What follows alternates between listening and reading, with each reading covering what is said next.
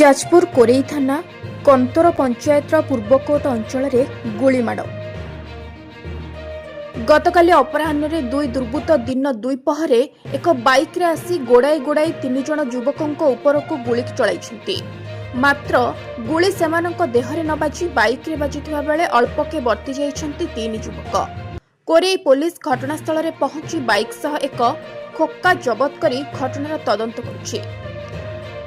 सूचना रही गत शनिवार संध्यारे कंतराहाट निकट में किछि दुर्बृत्त आसी निशाशक्त अवस्था स्थानीय युवकों सहित झगड़ा करथिले।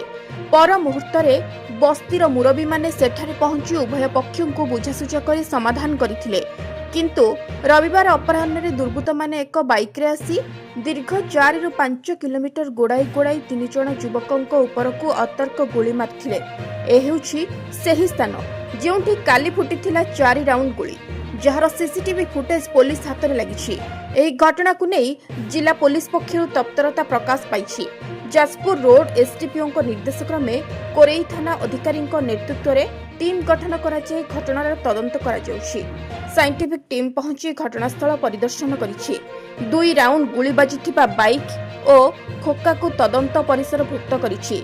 थरे देखंतु ए दृश्य को दुर्बृत्त माने एकाथरे कोठु आनिले 2टी बंदूक फिल्म स्टाइल रे रास्ता उपरे गोड़ाई गोड़ाई चलाइले गुली। सेमानंकर ना अछि डर ना अछि भय, सेमानंकु किए देला एते साहस।